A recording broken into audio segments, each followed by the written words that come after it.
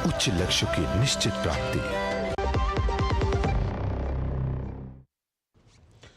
नमस्कार, आप देख रहे हैं डेली न्यूज। मैं हूं लाल चंद्र सिंह। अब आपको लगातार जानकारी दे रहे हैं ऑपरेशन सिंदूर के बाद जो हालात बन रहे हैं भारत और पाकिस्तान के बीच। तो सबसे पहले इस समय के ताजा हालात के बारे में आपको बता देते हैं कि पहलगाम हमले के जवाब में भारत के मिसाइल हमलों के बाद पाकिस्तान बौखला गया है। अपनी बौखलाहट में उसने भारत के कई अग्रिम स्थानों पर गोलीबारी करने के साथ ही भारत के 15 सैन्य ठिकानों पर मिसाइल से हमला करने की कोशिश की। हालांकि भारतीय सेनाओं की जवाबी कार्रवाई में पाकिस्तान को काफी खामियाजा उठाना पड़ा है। भारत की सीमा से सटे पाकिस्तान के सबसे बड़े शहर लाहौर में उसको काफी नुकसान पहुंचा है। भारत ने लाहौर में पाकिस्तान का एयर डिफेंस सिस्टम पूरी तरह से ध्वस्त कर दिया है। सूत्रों के मुताबिक पाकिस्तानी सेना के HQ-9 missile defence system units को भारतीय ड्रोन हमलों से भारी नुकसान पहुंचा है। सरकार की ओर से जारी बयान के मुताबिक माहौल को और तनावपूर्ण बनाने की पाकिस्तान की कोशिशों को नाकाम कर दिया गया है।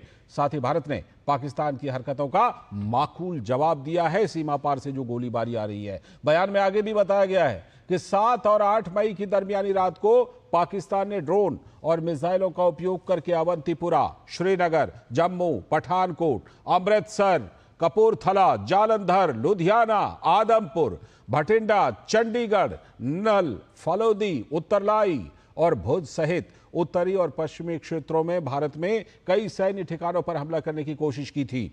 इन हमलों को काउंटर UAS ग्रिड और एयर डिफेंस सिस्टम द्वारा बेअसर कर दिया गया। इन हमलों के मलबे अब कई स्थानों से बरामद किए जा रहे हैं जो पाकिस्तानी हमलों को साबित करते हैं। बयान में बताया गया है कि आज यानी 8 मई की सुबह भारतीय सशस्त्र बलों ने पाकिस्तान में कई जगहों पर एयर डिफेंस रडार और सिस्टम को निशाना बनाया। भारत ने पाकिस्तान की ही तरह उसी तीव्रता से जवाब दिया है। विश्वसनीय रूप से पता चला है कि लाहौर में एक एयर डिफेंस सिस्टम को पूरी तरह से तबाह कर दिया गया है। बयान में पाकिस्तान की ओर से नियंत्रण रेखा पर की गई गोलीबारी का भारत की ओर से दिए गए माकूल जवाब का भी जिक्र है। बयान में यह भी बताया गया है कि पाकिस्तान नियंत्रण रेखा स्थित जम्मू कश्मीर के कुपवाड़ा, बारामूला, उरी, पुंछ, मेंढर और राजौरी सेक्टर में मोर्टार से गोले दाग रहा है। इनमें 16 नागरिकों की जानें चली गई हैं, जिनमें 3 महिलाएं और 5 बच्चे भी शामिल हैं। यहां भी भारत को पाकिस्तान को करारा जवाब देना पड़ा, जिसके बाद पाकिस्तान की गोलीबारी पाकिस्तान को रोकनी पड़ी। बयान में यह भी कहा गया है कि भारतीय सशस्त्र बलों ने तनाव ना बढ़ाने की अपनी प्रतिबद्धता फिर से दोहराई, बशर्ते पाकिस्तानी सेना इसका सम्मान करे। नहीं तो भारत की तरफ से फिर पूरी तरह से जो जिसे कहते हैं ईंट का जवाब पत्थर, उससे भी आगे बढ़कर दिया जाएगा और दिया जा रहा है। हमारे संवाददाता, 2 संवाददाता हमारे साथ इस समय जुड़ रहे हैं।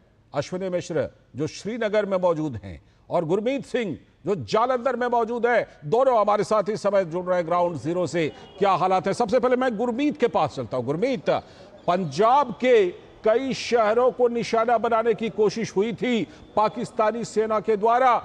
शहरों को, नागरिकों को निशाना बनाने की कोशिश पाकिस्तान कर रहा है। किस तरह से नाकाम किया गया और किस तरह से पाकिस्तान के इस नाकामयाब कोशिश के सबूत मिल रहे हैं इन इलाकों में, इन जिलों में? गुरमीत, देखिए, पाकिस्तान के द्वारा जो कुछ भी किया गया, अब वो चीज निकलकर पूरी दुनिया के सामने आ गई है। और जो लोग हैं पंजाब में, जिस तरह से आपसे कुछ देर पहले भी हम अपने दर्शकों को बता रहे थे कि 15 ठिकाने जो हैं वो पाकिस्तान ने वहां पर हमला करने की नाकाम कोशिश की है। और 15 में से अगर चंडीगढ़ को मिला दे तो 8 जगह ऐसी हैं, 8 लोकेशंस ऐसी हैं जो पंजाब में ही पड़ती हैं। तो ऐसे में पंजाब एक बहुत ही स्ट्रेटेजिक लोकेशन है, नंबर 1। नंबर 2, अगर हम लाहौर से अमृतसर की दूरी को देखें, बिल्कुल अमृतसर का जो इंटीरियर सेंट्रल एरिया है तो तकरीबन 40 से 50 किलोमीटर की दूरी पड़ती है। इसी तरह से हम जालंधर को देखें तो तकरीबन 130 से 140 किलोमीटर की दूरी है। लुधियाना के लिए और 60 किलोमीटर आगे चले जाएं तो कुल मिलाकर जो ये एरिया है, जितने भी चुने गए वो 60 से 70 किलोमीटर के रेडियस में है।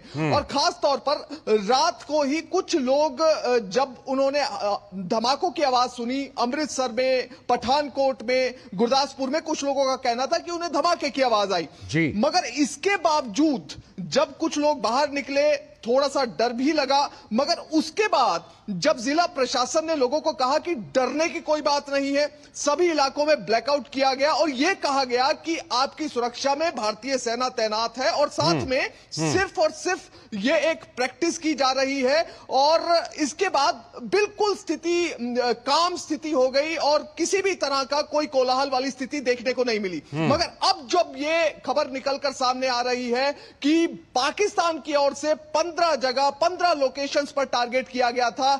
आप मानिए कि जितने भी पंजाब के सरहदी जिले हैं, पंजाब के 6 सरहदी जिले हैं और 6 सरहदी जिलों में लोग, ऐसा पहले अनुमान लगाया जा रहा था कि जब भारत पाकिस्तान के बीच में तनाव की स्थिति होगी तो लोग जो हैं वो सरहदी जिलों से शायद मूव करना शुरू कर देंगे। मगर इसके बाद लोगों की अंदर जो है और ज्यादा आत्मबल बढ़ा है और लोगों ने यह कहना शुरू कर दिया है कि हम भारत सरकार के निर्णय के साथ है, नंबर एक।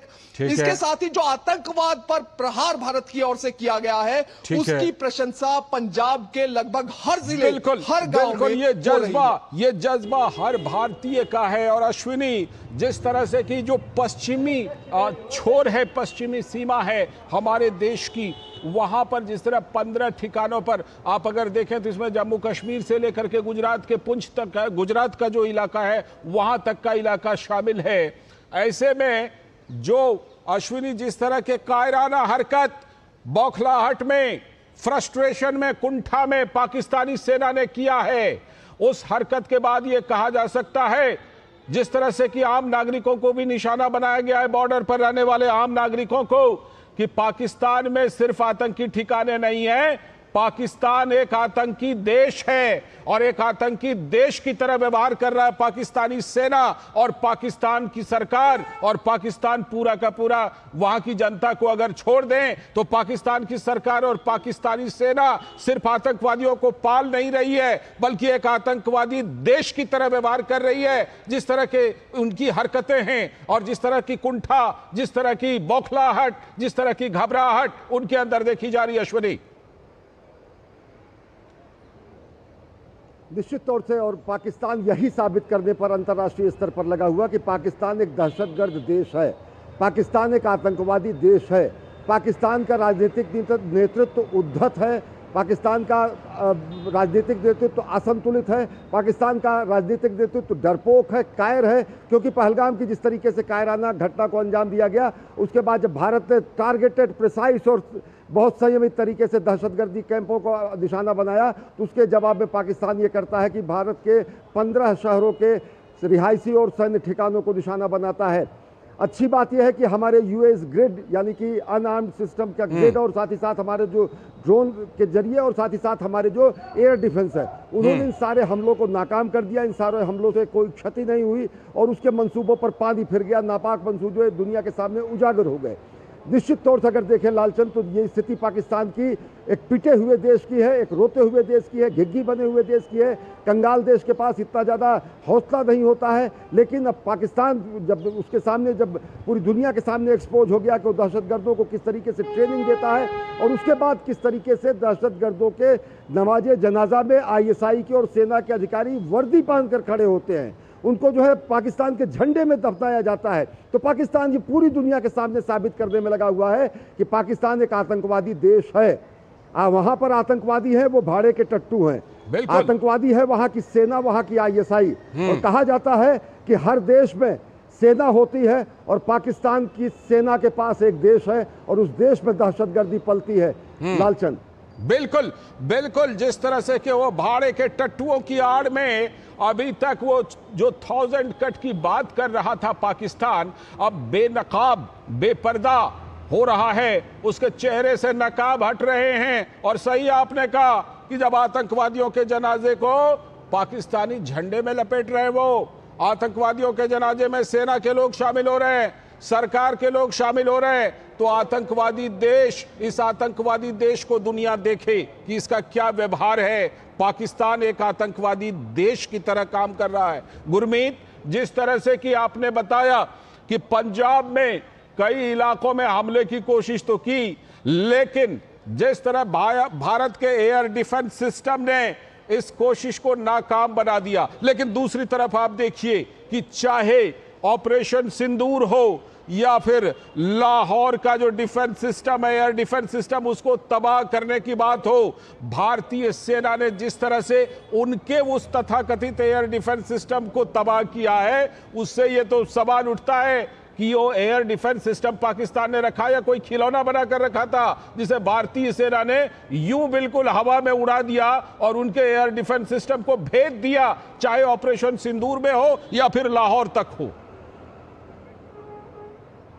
बिल्कुल लालचंद, आप बिल्कुल सही कह रहे हैं कि कल सुबह अर्ली मॉर्निंग में जो ऑपरेशन सिंदूर चलाया गया था, उसके बाद जो लोग हैं वो काफी ज्यादा उनका आत्मबल और मनोबल बढ़ा था। भारतीय सेना ने जिस तरह की कार्रवाई पाकिस्तान पर की थी और 22 अप्रैल में पहलगाम में जो आतंकवादी हमला किया गया था, उसके बाद पूरा देश चाह रहा था कि आतंकवाद पर करारी चोट हो। और उसी तरह से पंजाब के लोग भी लगभग हर घर में, हर गांव में आप सुन सकते थे कि वो भी यही चाहते थे कि आतंकवाद पर भारत को करारी चोट करनी चाहिए। और जब ऑपरेशन सिंदूर चलाया गया, उसके बाद लोग काफी खुश भी नजर आए, कई जगह लोगों ने जश्न मनाए। अब इसके साथ ही जो आज सुबह हुआ है और जिस तरह से भारत ने पहले तो पाकिस्तान की 15 लोकेशन पर कोशिश नाकाम की, उसके साथ ही उस पर दोहरा वार करते हुए लाहौर में उनका एयर डिफेंस सिस्टम खत्म कर दिया, जिस तरह से आप बता रहे हैं। तो इसमें बिल्कुल एक डबल तरीके से हम कह सकते हैं कि आत्मबल और मनोबल जो है वो भारतीयों का और पंजाब में रहने वाले लोगों का, खास तौर पर जो बॉर्डर पे एरियाज में रह रहे हैं, उनका बहुत ज्यादा बड़ा है। और मैं आपको बता दूं कि अब से कुछ देर पहले ही लोगों ने खुशियां मनानी, मिठाइयां बांटनी भी शुरू कर दी हैं, जगह जगह जश्न मनाने शुरू कर दिए गए हैं। जैसे ही लोगों को यह पता चला कि रात को जो धमाकों की आवाज आ रही थी, वो धमाके दरअसल पाकिस्तान की इज्जत लूटी जा रही थी, क्योंकि पाकिस्तान जो कुछ करने की कोशिश कर रहा था वो उसको एक करारा जवाब दिया गया है। इंटरनेशनल प्लेटफॉर्म पर एक बड़ा मैसेज दिया गया है। तो ऐसे में जो है वो जगह जगह सिर्फ यही मैसेज गया है कि भारत जो है किसी भी आतंकवादी हरकत को सहने वाला नहीं है। और अगर फिलहाल अभी ग्राउंड एरिया की, ग्राउंड रियलिटी की बात की जाए तो फिलहाल पंजाब में जो है वो जगह जगह पर जो खासतौर पर सरहदी इलाके हैं, वहां पर स्कूलों को एहतियातन बंद किया गया है। और इसके साथ ही जो जैसे अमृतसर में यूनिवर्सिटी है, वहां पर जो आज प्री शेड्यूल्ड एग्जाम होना था, जो परीक्षा होनी थी, उन्हें भी पोस्टपोन कर दिया गया है। और इसके साथ ही जैसा हम पहले अपने दर्शकों को जानकारी दे चुके हैं कि अटारी वाघा सरहद पर जो रिट्रीट सेरेमनी हुआ करती थी, और ये रिट्रीट सेरेमनी को पूरी तरह से फिलहाल के लिए अंटिल फर्दर ऑर्डर बंद कर दिया गया है। और बाकी की जो 2 सरहदों पर रिट्रीट सेरेमनी भारत पाकिस्तान के बीच में हुआ करती थी, उन्हें भी बंद कर दिया गया है। तो एक कड़ा मैसेज जो है जो भारत की तरफ से गया है, और उसे देखते हुए भारतीयों के मन में और पंजाब में रहने वाले लोगों के मन में, खास तौर पर जो बॉर्डर एरियाज में रहते हैं, उनके मन में एक आत्मबल का एहसास, एक मनोबल का एहसास जो है वो बढ़ने का, बिल्कुल ये आत्मबल, ये मनोबल पूरे देश के लोगों के मन में है। और अश्विनी, इस बीच पाकिस्तान ने जिस तरह से कि गुरुद्वारे को निशाना बनाया है, गुरुद्वारे पर पाकिस्तान ने हमला किया है, उससे उसका एक और नकाब जो है वो उतर गया है। जो वो प्रायः एक कार्ड खेला करता है, मजहबी कार्ड खेला करता है, उसका पूरा नकाब इस गुरुद्वारे पर हमले के बाद से भी उतर गया है। जो वो कुछ लोगों को बरगलाता भी है भारत के खिलाफ, उसका वो नकाब भी गुरुद्वारे पर हमले से उतर गया है। निश्चित तौर से लालचंद अगर देखे, वो नकाब यहाँ पर भी उतर गया था जब पहलगाम में उसने इस तरह की हरकत की थी कि धर्म पूछ कर लोगों की पहचान चिन्हित करके और लोगों को जो है ये बता के कि आप हिंदू हैं, जिस तरीके से यहाँ पर उन्माद पैदा करने की और राष्ट्रव्यापी दंगा कराने की भी कोशिश थी। कल हमारे सेना के बयान में ये भी था कि to create a communal tension, Bharat में सांप्रदायिक सौहार्द को बिगाड़ने की जो कोशिश थी, वो भी कहीं ना कहीं पाकिस्तान बेनकाब हुआ है। पाकिस्तान एक बार फिर बेनकाब हुआ है। हम तो ये चाहते हैं कि करतारपुर साहिब से आना जाना, वहाँ पर जो कॉरिडोर बना है, सभी का आना जाना, दोनों देशों के साथ आना जाना, ये सब बेहतर रहे।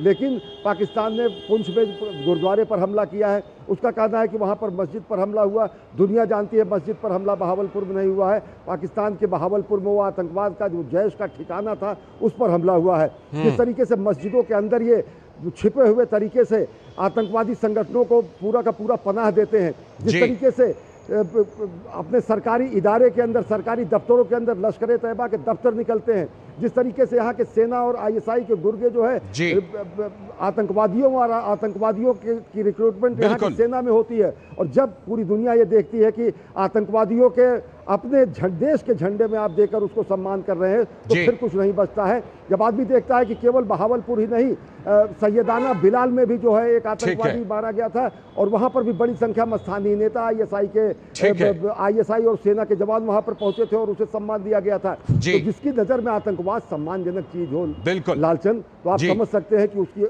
उसका सम्मान दुनिया में कैसा होता है। बिल्कुल, ये कैसा सम्मान होगा और दिखाई पड़ रहा है। पाकिस्तान और ज्यादा हर पल बेनकाब हो रहा है। और हमारे साथ इंडिया फाउंडेशन के निदेशक, रणनीतिक मामलों के जानकार आलोक बंसल जी जुड़ गए। सर, बहुत बहुत स्वागत है आपका इस चर्चा में। सबसे पहले तो सब लोग यही जानना चाहते हैं आलोक बंसल जी कि क्या अब पाकिस्तान इसको एक पूरी तरह से एक युद्ध की तरफ ले जा रहा है? क्या ऑपरेशन सिंदूर के बाद भारत ने साफ कर दिया था?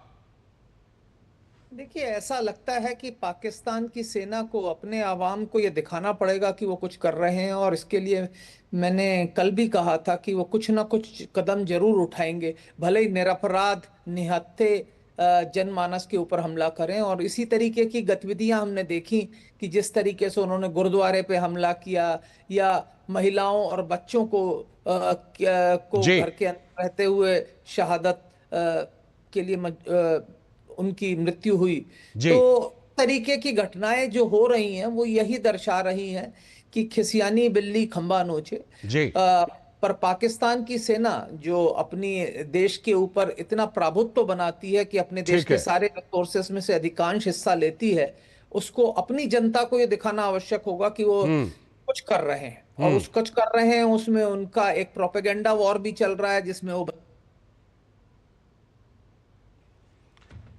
और इस समय सीधे हम आपको बताते हैं रक्षा मंत्री राजनाथ सिंह साहब, DGQA त्रिजन Manoharan, DGNAI rear admiral Rupak Barua, DGAQA Shri Sanjay Chawla, CMDs of DPSUs, senior officers, head of the industry associations, young entrepreneurs, friends from media, ladies and gentlemen. जिस समय secretary defence production welcome speech दे रहे थे तो उन्होंने आभार व्यक्त किया कि मैं इस कार्यक्रम में आप सबके बीच उपस्थित हूं।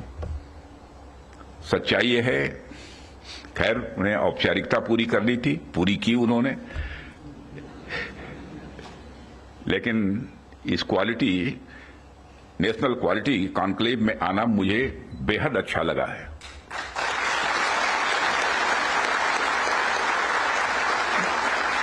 वैसे ऑर्डिनरी कॉन्क्लेव में तो हम लोग जाते रहते हैं, तो क्वालिटी कॉन्क्लेव में आने में क्या आपत्ति हो सकती है।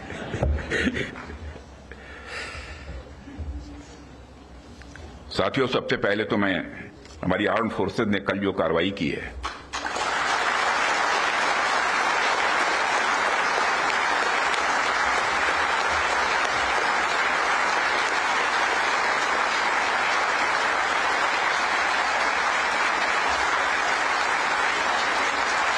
और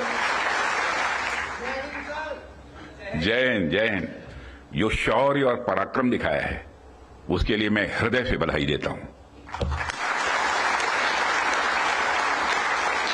पाकिस्तान और पीओके में जिस तरह से हमारी आर्म्ड फोर्सेस ने टेरर कैंप्स को नेस्त नाबूद किया है, वह हम सब के लिए एक गौरव का विषय है।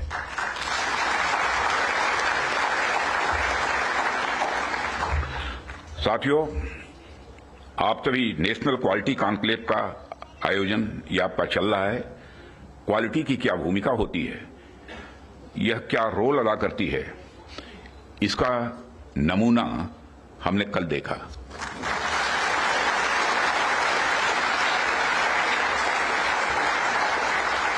जिस प्रेसिजन के साथ यानी जिस सटीकता के साथ ऑपरेशन सिंदूर एग्जीक्यूट किया गया, वह अनइमेजिनेबल है, बहुत ही सराहनीय है।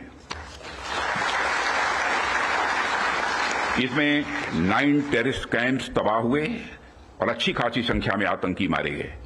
जिस तरह से इस ऑपरेशन को किसी भी इनोसेंट को नुकसान पहुंचाए बिना मिनिमम कोलेटरल डैमेज के साथ अंजाम दिया गया, वह इसलिए संभव हो पाया क्योंकि हमारे formidable and professionally trained armed forces के पास इक्विपमेंट भी हाई क्वालिटी के थे।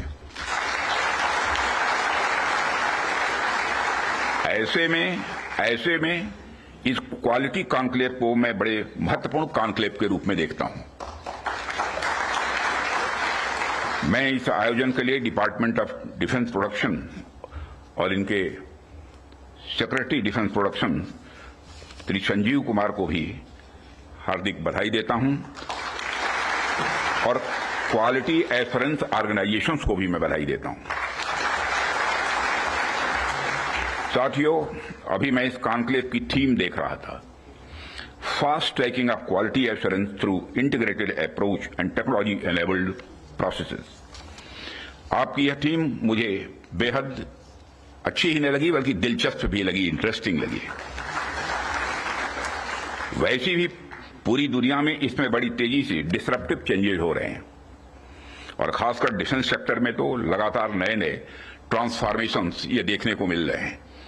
ऐसे में क्वालिटी असेसमेंट को फास्ट ट्रैक करना न सिर्फ रेलेवेंट है, बल्कि मैं समझता हूं यह समय की मांग है। उन चेंजेस को देखते हुए यह थीम अपने आप में बहुत ही रेलेवेंट हो जाती है।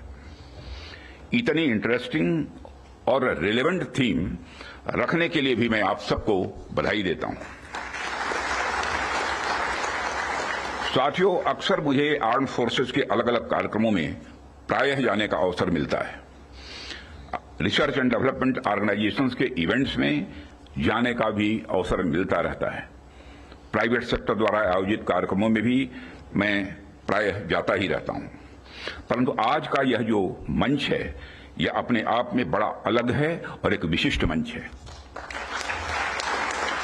मैं ये देख रहा हूं कि यहां कई सारे लोग हैं जो अलग अलग फील्ड्स में महारत जिन्होंने हासिल की है, महारथी बैठे हैं यहां। इसलिए मुझे लगता है कि आज की हमारी बातचीत भी कई मायनों में विशेष होने वाली है। साथियों, इस क्वालिटी कॉन्क्लेव की महत्ता और आवश्यकता पर तो मैं आगे चर्चा करूंगा ही, परंतु पहले मैं आपको कुछ ऐसे बिंदुओं से, कुछ ऐसे पॉइंट से अवगत कराना चाहूंगा जो हमारी सरकार की प्रायोरिटीज से जुड़े हुए हैं। 2014 में माननीय प्रधानमंत्री जी के नेतृत्व में हमारी सरकार आने के बाद प्रधानमंत्री जी ने हमें एक अत्यंत महत्वपूर्ण सूत्र प्रदान किया। उन्होंने शुरुआत में ही डिफेंस प्रोडक्शन सेक्टर के एम्पावरमेंट पर विशेष बल दिया। उन्होंने जो सूत्र दिया उसके पीछे की फिलॉसफी थी डिफेंस सॉवरेंटी। डिफेंस सॉवरेंटी का मतलब कि जब तक कोई देश अपनी डिफेंस नीड्स में कैपेबल तथा सेल्फ रिलायंट नहीं होता, तब तक उसकी आजादी पूरी तरह से नहीं मानी जा सकती। जब तक हम अपनी सुरक्षा के लिए इंपोर्ट पर डिपेंडेंट रहेंगे, तब तक कहीं न कहीं हमारी आत्मशक्ति में अधूरापन रहेगा। ये अगर हम अपने हथियार और रक्षा उपकरण विदेशों से खरीदते हैं, तो इसका मतलब है कि हम अपनी सुरक्षा को आउटसोर्स कर रहे हैं और उसे किसी और के भरोसे छोड़ रहे हैं। यह बात लॉन्ग रन में सही नहीं हो सकती। हमारी सरकार ने इस विषय पर गंभीरता से सोचा और आत्मनिर्भरता हासिल करने का निर्णायक कदम भी उठाया है। आप सब तो जानते ही हैं कि देश में पहले से ही ऑर्डिनेंस फैक्ट्रीज का एक इंडिजिनस सिस्टम रहा है और इन फैक्ट्रीज ने एक समय पर बेहतरीन काम किया और देश की सुरक्षा जरूरतों को पूरा करने में बहुत ही अहम भूमिका निभाई भी है। इनके अलावा हमारे पास डिफेंस पीएसयूज का भी एक मजबूत इकोसिस्टम पहले से ही है। हमारी सरकार ने डिफेंस प्रोडक्शन में क्वालिटी और क्वांटिटी दोनों पर समान रूप से बल दिया है। इसी दिशा में कई क्रांतिकारी कदम उठाए गए, जिनमें से कुछ महत्वपूर्ण कदमों का उल्लेख मैं यहां करना चाहूंगा। ऑर्डिनेंस फैक्ट्रीज का कॉर्पोरेटाइजेशन उनमें से एक अत्यंत महत्वपूर्ण कदम रहा है, जिसे हमने इंश्योर किया ताकि कम समय में ही डिफेंस प्रोडक्शन में व्यापक सुधार हो सके। यहां मैं जरूर बताना चाहूंगा कि ऑर्डिनेंस फैक्ट्रीज का कॉर्पोरेटाइजेशन हमारे लिए कोई बहुत सरल प्रक्रिया नहीं थी। इसमें अनेक जटिल प्रश्न थे और चैलेंजेज भी थे, परंतु हमने इसे इसलिए लागू किया क्योंकि यह एक अर्जेंट रिफॉर्म था। अब प्रश्न उठता है कि यह अर्जेंट क्यों था। इसका एक बड़ा कारण था क्वालिटी। आप सभी स्पेशलिस्ट के समक्ष मैं यह कह सकता हूं कि सरकार ने क्वालिटी को अपना प्रायोरिटी रिफॉर्म एजेंडा बनाया है। हमने क्वालिटी इंप्रूवमेंट को ही टारगेट करते हुए ऑर्डिनेंस फैक्ट्रीज का कॉर्पोरेटाइजेशन किया। तब से लेकर आज तक डिफेंस पीएसयूज ने लगातार सुधार किया है और कॉर्पोरेटाइजेशन के पश्चात क्वालिटी प्रोडक्शन को लगातार आगे बढ़ाने का प्रयास भी किया गया है। और आज ये डीपीएसयूज इंटरनेशनली कॉम्पिटिटिव हो रहे हैं। आज ये अपने रिसर्च एंड डेवलपमेंट पर भी अच्छा फोकस कर रहे हैं। आज ये ऑर्गेनाइजेशन पहले से कहीं ज्यादा वाइब्रेंट और एक्सपोर्ट ओरिएंटेड हो रहे हैं। वैसे तो अभी कुछ कार्य बाकी है, पर मैं इतना जरूर आश्वस्त हूं कि जिस प्रकार पब्लिक सेक्टर में रिफॉर्म के लिए हम प्रयासरत हैं, वह हमें आने वाले समय में काफी अच्छे रिजल्ट्स देने वाला है। साथियों, पब्लिक सेक्टर के डेवलपमेंट के पीछे हमारा एक ही उद्देश्य भी रहा है कि एक healthy competitive private defence ecosystem का विकास किया जाए, जो अपनी क्वालिटी के माध्यम से देश की सुरक्षा को और अधिक मजबूत बनाए।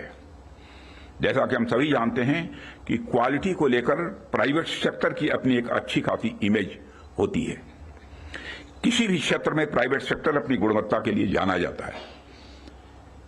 आज चाहे बड़े प्लेटफॉर्म्स हों या सिस्टम्स, एमएसएमईज हों या स्टार्टअप्स, हमने ऐसा प्राइवेट इंडस्ट्रियल बेस तैयार किया है जो देश के डिफेंस सेक्टर के विकास में सक्रिय भागीदार बन रहा है और उसे सशक्त कर रहा है।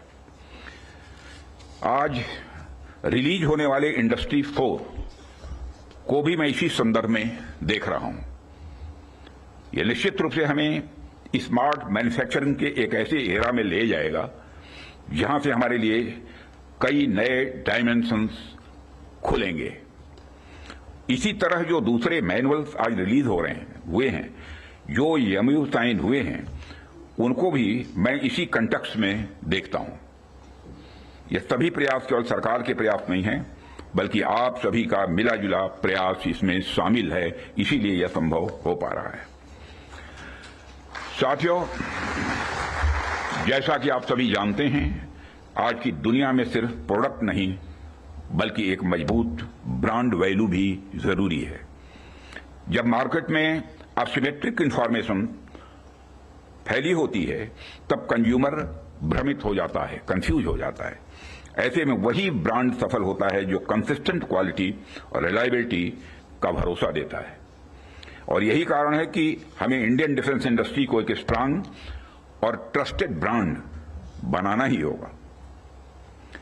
इस संदर्भ में आज मैं आपसे एक महत्वपूर्ण अपील करने के लिए आप सबके बीच खड़ा हुआ हूं। यह अपील है एक मजबूत वर्ल्ड लीडिंग और state of the art brand India का निर्माण।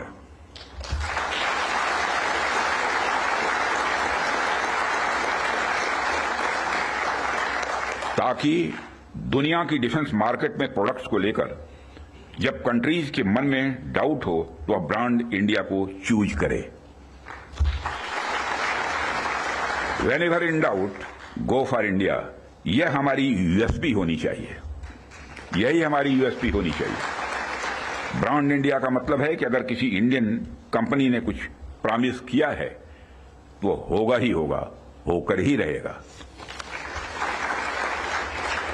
किसी प्रोडक्ट की भला फला रेंज तक मारक क्षमता है तो होगा ही होगा, यह भरोसा होना चाहिए। उससे नीचे का तो कोई सवाल ही खड़ा ही नहीं होता।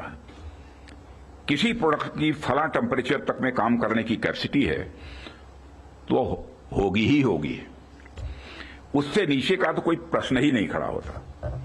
यह होना चाहिए हमारा क्वालिटी एस्योरेंस और ब्रांड इंडिया का भरोसा। और जब हम ऐसा कर पाने में सफल होंगे तभी इंटरनेशनल बायर्स हमें एक ट्रस्टेड सप्लायर के रूप में देखेंगे और कहेंगे, don't go for doubt, go for India.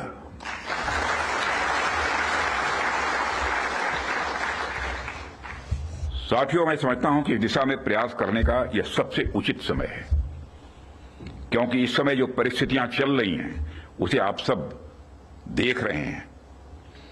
हमारे रीजन में ही आज जो स्थितियां उत्पन्न हो रही हैं उससे आप सभी अवगत ही नहीं हैं, बल्कि अच्छी तरह परिचित हैं। हमने हमेशा एक रिस्पॉन्सिबल नेशन होने का रोल बड़े संयम से निभाया है, सदैव निभाया है। हम लगातार इस बात के पक्ष कर रहे हैं कि समस्याओं का समाधान बातचीत के जरिए से हो, परंतु इसका अर्थ यह नहीं है कि हमारी सहनशीलता का कोई नाजायज फायदा उठाए। यदि कहीं कोई हमारे इस संयम का फायदा उठाने की कोशिश करता है तो उसे कल की तरह ही क्वालिटी कार्रवाई का सामना करने के लिए भी पूरी तरह से तैयार रहना होगा।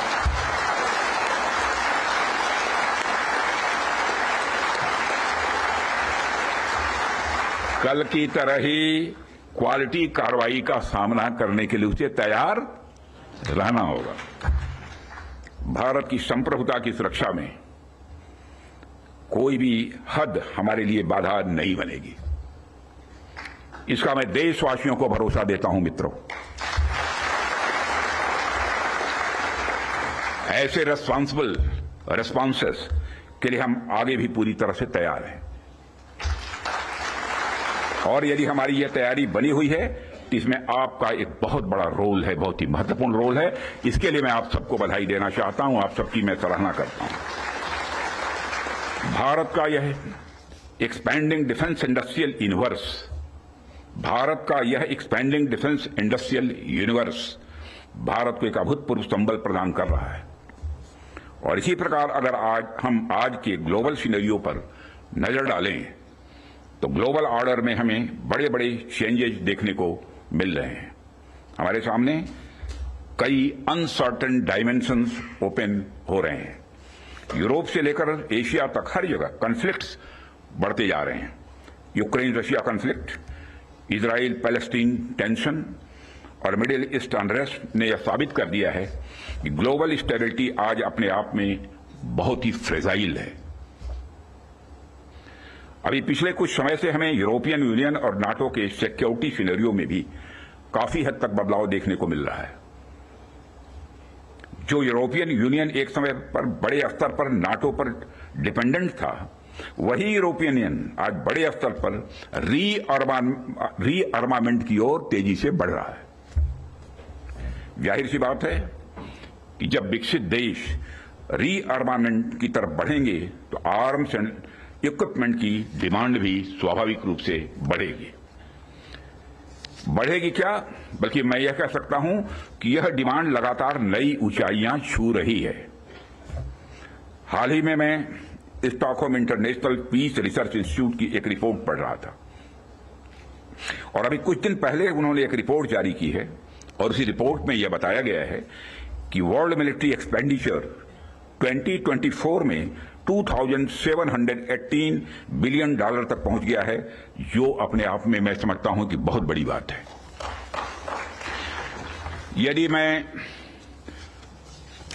और मेरे कहने का अर्थ यह है कि चाहे डोमेस्टिक डिफेंस रिक्वायरमेंट हो या इंटरनेशनल, आज आर्म्स एंड इक्विपमेंट तथा डिफेंस प्रोडक्ट्स की रिक्वायरमेंट पहले से कहीं ज्यादा है।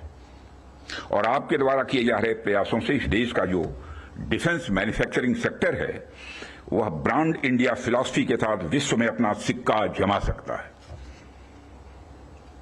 साथियों, ऐसा नहीं है कि यह बात मैं सिर्फ कहने के लिए कह रहा हूं, हमने पास्ट में ऐसा करके दिखाया है। यदि मैं आंकड़ों की बात करूं तभी 2024-25 के फाइनेंशियल ईयर में हमारा डिफेंस एक्सपोर्ट अप्रॉक्सीमेटली 24,000 करोड़ के रिकॉर्ड आंकड़े को पार कर गया है और यह हम सबके लिए प्रसन्नता की बात है कि हमने इस लक्ष्य को प्राप्त किया है। लेकिन हमें यहां पर रुकना नहीं है, हमारा लक्ष्य इससे कहीं अधिक बड़ा है और हमने निर्धारित किया है कि 2029 तक डिफेंस एक्सपोर्ट को कि इस आंकड़े को बढ़ाकर हमको 50,000 करोड़ तक ले जाना है और 2047 तक जब हम पूर्ण विकसित एक डेवलप्ड नेशन के रूप में खड़े होंगे, राष्ट्र बनेंगे, उस समय तब तक तो हमें दुनिया का सबसे बड़ा डिफेंस एक्सपोर्टर बनना है। लक्ष्य बड़ा होना चाहिए, तभी हम कुछ कर सकते हैं। इतने बड़े लक्ष्य की प्राप्ति के लिए बेहद जरूरी है कि हम अपने डिफेंस इक्विपमेंट की क्वालिटी को लेकर पूरी दुनिया में एक ट्रस्ट डेवलप करें, लोगों का दिल जीतें, लोगों का भरोसा जीतें। डिफेंस इक्विपमेंट का एक्सपोर्ट करने से पहले हमें इस ट्रस्ट को एक्सपोर्ट करना पड़ेगा। डिफेंस इक्विपमेंट का एक्सपोर्ट करने से पहले हमें उस ट्रस्ट को एक्सपोर्ट करना पड़ेगा, तभी यह होगा।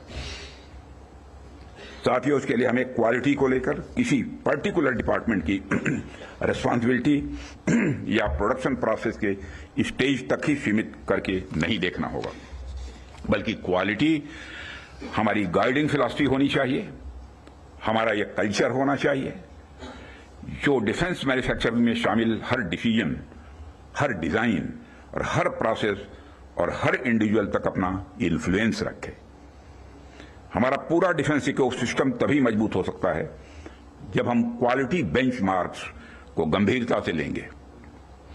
मुझे देखकर भी खुशी होती है कि आप लोगों ने क्वालिटी के महत्व को पहचाना है, समझा है और जिस डेडिकेशन के साथ और जिस विचार के साथ आप क्वालिटी इंप्रूवमेंट पर ध्यान दे रहे हैं, वह निश्चित रूप से आने वाले समय में भारत के डिफेंस मैन्युफैक्चरिंग को एक नई ऊंचाइयों तक ले जाएगा, ऐसा मेरा पक्का विश्वास है। साथियों, वैसे तो आप सभी क्वालिटी इंप्रूवमेंट की दिशा में बहुत अच्छा काम कर रहे हैं, लेकिन जाते जाते मैं अपनी तरफ से कुछ सुझाव भी आप लोगों को देना चाहूंगा। आप सब तो जानते ही हैं, आज के जमाने में आर्टिफिशियल इंटेलिजेंस और डिजिटल टेक्नोलॉजीज की भूमिका कितनी बढ़ गई है, कितनी महत्वपूर्ण हो गई है। इसलिए आपको इस बात पर भी ध्यान देना होगा कि रियल टाइम क्वालिटी मॉनिटरिंग के लिए हम किस तरह से artificial intelligence, internet of things और मशीन लर्निंग जैसे टूल्स का प्रयोग कर सकते हैं। साथ ही साथ इवॉल्विंग ग्लोबल टेक्नोलॉजीज के साथ अलाइन करते हुए हमें अपने जो स्टैंडर्ड्स और टेस्टिंग प्रोटोकॉल्स को भी अपडेट करते रहना होगा। हमें time bound quality assurance clearances पर भी ध्यान देना होगा ताकि किसी प्रोजेक्ट को लेकर अनवांटेड डिले देखने को न मिले। साथियों, मेरा यह भी मानना है कि हमारी क्वालिटी असेसमेंट एजेंसीज को अपनी डेफिशिएंसीज पर भी हमेशा ध्यान रखना चाहिए और किस प्रकार इन डेफिशिएंसीज को मॉडर्नाइजेशन और टेस्टिंग इंफ्रास्ट्रक्चर के डेवलपमेंट के द्वारा दूर किया जाए, उस पर भी कार्य करते रहना चाहिए, ऐसा मेरा सुझाव है। और इस प्रकार नीश टेक्नोलॉजी के क्षेत्र में लगातार गैप एनालिसिस करते रहना एक आवश्यक कदम होगा। डिपार्टमेंट ऑफ डिफेंस प्रोडक्शन और भारत सरकार आपके साथ कदम से कदम मिलाकर चलने के लिए तैयार है और हम आपके फीडबैक का भी स्वागत करेंगे। और सेक्रेटरी डिफेंस प्रोडक्शन के रूप में भी, संजीव कुमार के रूप में भी एक डायनेमिक आपको सेक्रेटरी भी मिला है, यह भी सौभाग्य की बात है, जो क्रोधित नहीं होते बल्कि मुस्कुराते ही रहते हैं, चाहे चैलेंज कितना भी बड़ा हो। और साथियों, हम आपके फीडबैक का भी स्वागत करेंगे। मुझे पूरा विश्वास है कि हम सब मिलकर क्वालिटी असेसमेंट और क्वालिटी एश्योरेंस के आपके प्रयासों को और गति प्रदान करेंगे। मुझे इस बात का भी पूरा विश्वास है, जब हम सब मिलकर प्रयास करेंगे तो निश्चित रूप से भारत ग्लोबल डिफेंस मार्केट के की प्लेयर के रूप में इमर्ज होकर ही रहेगा। यही आज की हमारी कॉन्क्लेव के थीम की प्रासंगिकता है। मैं आप सभी का आभार व्यक्त करता हूं कि आपने इतने रेलेवेंट टॉपिक पर इस कॉन्क्लेव का आयोजन किया। इस इनिशिएटिव्स के लिए आप सभी बधाई के पात्र हैं और इस कॉन्क्लेव की सफलता के लिए मैं हार्दिक शुभकामनाएं देते हुए अपना निवेदन समाप्त करता हूं। सीधा प्रसारण आप देख रहे थे। रक्षा मंत्री राजनाथ सिंह ने संबोधित किया नेशनल क्वालिटी कॉन्क्लेव 2025 को। कई बड़ी बातें उन्होंने कही हैं, आप लगातार देख रहे थे, लेकिन कुछ बड़ी बातें उन्होंने बधाई दी, सेना के शौर्य पर गर्व होने की बात कही। साथ ही उन्होंने कहा कि ऑपरेशन सिंदूर जो है वो गुणवत्ता यानी क्वालिटी उसमें दिखी। और हम आपको इस समय की एक ब्रेकिंग न्यूज दे दें कि शाम 5:30 बजे विदेश मंत्रालय का प्रेस कॉन्फ्रेंस, भारतीय विदेश मंत्रालय का प्रेस कॉन्फ्रेंस होने वाला है शाम 5:30 बजे, जिसमें कि कई बड़ी जानकारियां दी जा सकती हैं और खास तौर पर जो ऑपरेशन सिंदूर और उसके बाद जो कुछ घटनाएं घट रही हैं, जिस तरह पाकिस्तान ने एक तरह से नागरिकों को निशाना बनाने की कोशिश की, पाकिस्तान ने जिस तरह 15 जगहों पर हमले करने की नाकाम कोशिश की और भारत ने जिस तरह से उन कोशिशों को नाकाम किया है, इस बारे में विदेश मंत्रालय के प्रेस कॉन्फ्रेंस में ये शाम 5:30 बजे जानकारी दी जा सकती है, जिसमें जो भारत का पोजीशन है दुनिया के सामने उसको रखा जाएगा। इस बात की संभावना जताई जा रही है कि इस प्रेस कॉन्फ्रेंस में ये तमाम बातें जो भारतीय विदेश मंत्रालय है वो दुनिया के सामने शाम 5:30 बजे रखने वाला है। आज ही शाम 5:30 बजे भारतीय विदेश मंत्रालय के द्वारा यह महत्वपूर्ण प्रेस वार्ता होनी है और हम आपको इसका सीधा प्रसारण भी इसका भी दिखाएंगे। लेकिन जरा दिखाते हैं आपको कि पाकिस्तानी संसद में क्या कुछ हुआ। एक तरफ पाकिस्तान की सरकार नापाक मंसूबे लिए भारत पर आतंकी हमले की योजना बनाती है, भारत के मासूम पर्यटकों पर हमले करवाती है, और जब भारत से उसे ऑपरेशन सिंदूर के रूप में करारा जवाब मिलता है तो पाकिस्तान के सांसदों की घी बंध जाती है। भारत की कार्रवाई से घबराया सांसद पाकिस्तान के पार्लियामेंट में रो रो कर अल्लाह से हिफाजत करने की दुआ कर रहा है। देखिए जरा। जब भी गई है तो गोल्ड मेडल लेके आई है एक्सरसाइज में कर। तो इसलिए जनाब स्पीकर ये बात वाजा कर देनी चाहिए, हमारी कौम यकजा है। मैं इन सब से कहूंगा कि मिल के चलो और अपने रब से रजू करो।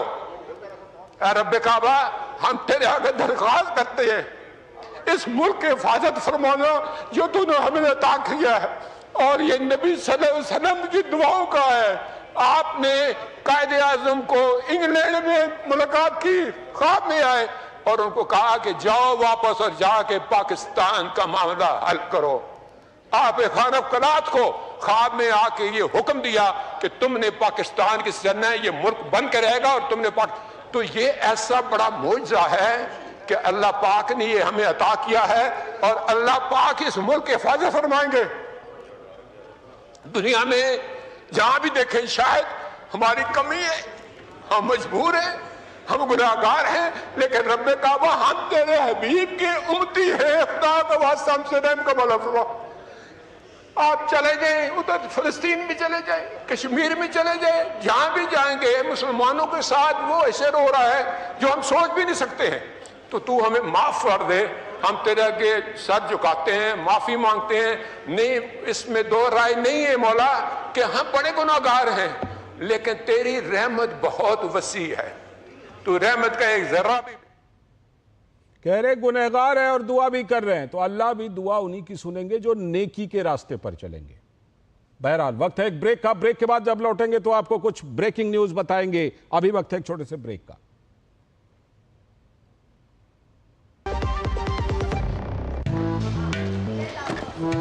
मैडम, राजमा चुटकी में पकेगा। अच्छा, लिख के दीजिएगा। लिख के तो बेस्ट चावल खुल के खिलेगा। लिख के दे दो। क्या मैडम? आशीर्वाद आटा फुलका ऐसे फूलेगा कि आप फूले नहीं समाएंगी। ये खुद लिख के दे रहे हैं, स्कैन कीजिए। क्वालिटी सर्टिफिकेट, 100% आटा, 0% मैदा, 40 से भी ज्यादा टेस्ट, गेहूं पे रोटी औरों से ज्यादा नरम। आशीर्वाद आटा, क्वालिटी का वादा। लिख के ले लो। जो लक्ष्य चुना था समझ आने लगा है। GLA यूनिवर्सिटी, उच्च लक्ष्य की निश्चित प्राप्ति। स्वागत है ब्रेक के बाद। जैसा कि हमने आपको बताया था, इस वक्त की एक और बड़ी खबर, आपको एक ब्रेकिंग न्यूज दे देते हैं कि यूरोपियन यूनियन ने पहलगाम में आतंकवादी हमले की निंदा की है और कहा है यूरोपियन यूनियन ने कि आतंकवाद को कभी भी उचित नहीं ठहराया जा सकता। ईयू का यह बयान आया है और ईयू की तरफ से कहा गया है कि हमले के जिम्मेदार लोगों को न्याय के कटघरे में लाया जाना चाहिए। ये यूरोपियन यूनियन का बयान आया है, जो निश्चित तौर पर अब इस बयान को भारत के समर्थन में माना जाएगा। जब पहलगाम आतंकी हमले की उन्होंने निंदा की है और कहा है कि इसको किसी भी तरह से उचित नहीं ठहराया जा सकता। ये ईयू का बयान है और न्याय के कटघरे तक जो जिम्मेदार हैं, जो गुनहगार हैं, जो दोषी हैं इस हमले के, उनको लाया जाना चाहिए। ये बात ईयू ने कही है। और आप याद कीजिए, एक कार्यक्रम में विदेश मंत्री ने कहा भी था कि हमें उपदेशक नहीं भागीदार चाहिए।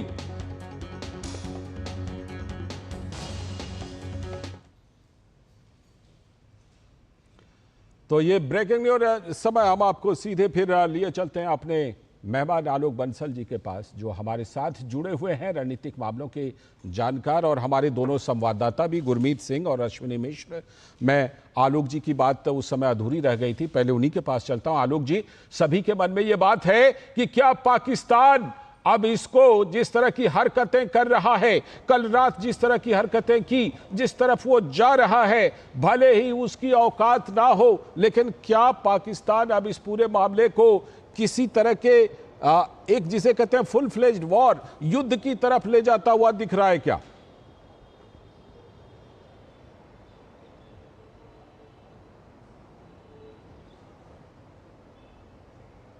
आलोक जी, आपकी आवाज नहीं आ रही है, जरा कृपया अनम्यूट कीजिए तो। हाँ, अब मैं ये कह रहा था कि पाकिस्तान जिस स्थिति में आज है, ना उसके पास सैन्य क्षमता है, ना आर्थिक क्षमता है, लेकिन उसके बावजूद, जैसा कि मैंने कहा, उनकी सेना का जो प्रभुत्व उनके समाज में है, उसको बरकरार रखने के लिए सेना को कुछ ना कुछ गतिविधियां करनी पड़ेंगी। और जो भी लो कॉस्ट गतिविधियां होंगी, जैसे शेलिंग हो गई, ड्रोन से हमले हुए, और इस तरीके की गतिविधियां वो करते रहेंगे, जिससे कि अपनी जनता को गुमराह कर सकें कि हाँ वो कदम उठा रहे हैं। वो ये प्रोपेगेंडा करेंगे कि उन्होंने भारतीय हमले को विफल कर दिया, और उसी तरीके की चीजें आप देख रहे हैं। एक नैरेटिव जो है उनके यहाँ बिल्डअप हो रहा है कि उन्होंने इंडिया के प्लेन्स को डाउन कर दिया, 5 वायुयान गिरा दिए, और उन्होंने ये किया, और उन्होंने बहुत हमले कर दिए, उन्होंने इंडिया के काफी मिसाइल्स गिरा दी, जबकि कुछ ऐसा हुआ नहीं है। जो भी है, तो वो अपने आवाम को दिखाने के लिए कुछ ऐसी चीजें अवश्य करते रहेंगे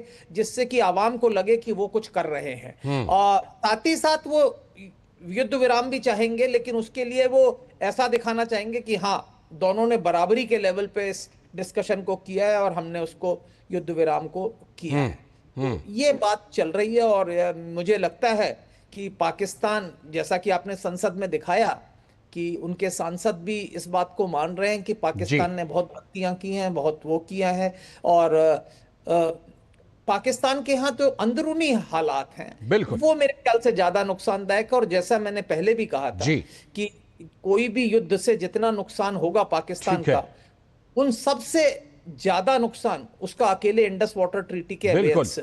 बिल्कुल, जिस पर कि भारत ने अमल करना भी शुरू कर दिया है। लेकिन आपने एक बहुत बड़ी बात कही गुरमीत, जो आलोक जी बात कह रहे हैं कि पाकिस्तान को प्रोपेगेंडा का सहारा है, तो ये जो सीमावर्ती इलाका है वहां पर भी कई तरह का प्रोपेगेंडा फैलाया जा रहा होगा पाकिस्तान के तंत्र के द्वारा।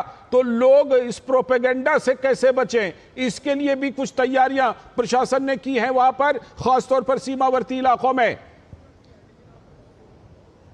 देखिए लालचंद, सबसे पहले अपने दर्शकों को हम ये बता दें कि अलग अलग जगह सरहदी जिलों पर, खासतौर पर जिस तरह आप बात कर रहे हैं, अमृतसर से लेकर तरन तारन, गुरदासपुर, पठानकोट, हर जगह जिला प्रशासन लगातार लोगों से यही अपील कर रहा है कि जो भी मैसेजेस या जो भी कोई सोशल मीडिया पर पोस्ट वायरल हो रही है, जो आपको लगता है कि कोई बहुत ही अलग सी चीज हो रही है, तो कृपया करके उस पर कतई ध्यान ना दें, क्योंकि इस समय मिस इन्फॉर्मेशन भरमार है। आप सोशल मीडिया पर देखेंगे तो एक से एक अनवेरिफाइड इंफॉर्मेशन वो फैलाई जा रही है, और कुछ लोगों का यह कहना है ये पाकिस्तान के जरिए जो है वो सीधे तौर पर इस तरह की इंफॉर्मेशन फैलाई जा रही है ताकि लोगों में सहम का माहौल पैदा किया जा सके। तो ऐसे में प्रशासन का यह कहना है जब तक आधिकारिक पुष्टि ना हो तब तक किसी भी इंफॉर्मेशन पर कोई भी यकीन ना किया जाए, और इसके साथ ही एक एक जानकारी प्रशासन द्वारा दी जा रही है अलग अलग जिलों में,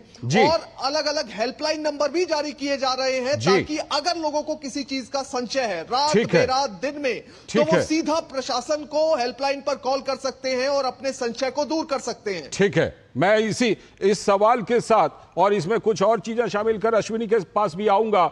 आप लोग जरा बने रहिएगा। अभी एक छोटे से ब्रेक के बाद मैं लौटता हूं और फिर इस चर्चा को आगे बढ़ाएंगे। फिलहाल वक्त है ब्रेक का।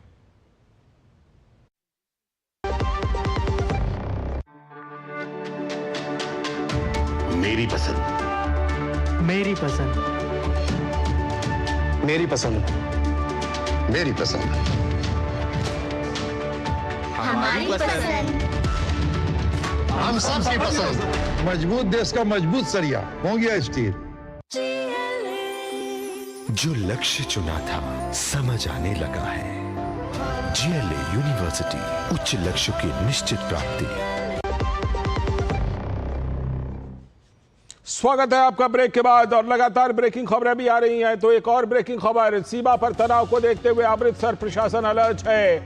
लोगों की सहायता के लिए हेल्पलाइन नंबर जारी किया गया है और किसी भी आपातकालीन स्थिति में 7973867446, ये स्क्रीन पर भी नंबर आ रहा है, इस पर आप संपर्क कर सकते हैं। इस नंबर को ध्यान से देख लीजिए कि प्रशासन ने यह नंबर जारी किया है, दिशा निर्देश जारी किए हैं। कोई भी संदिग्ध व्यक्ति दिखे या कोई भी संदिग्ध चीज हो, कोई वस्तु पड़ी हुई दिखाई दे, तो पुलिस को आप इस नंबर पर सूचित कीजिए।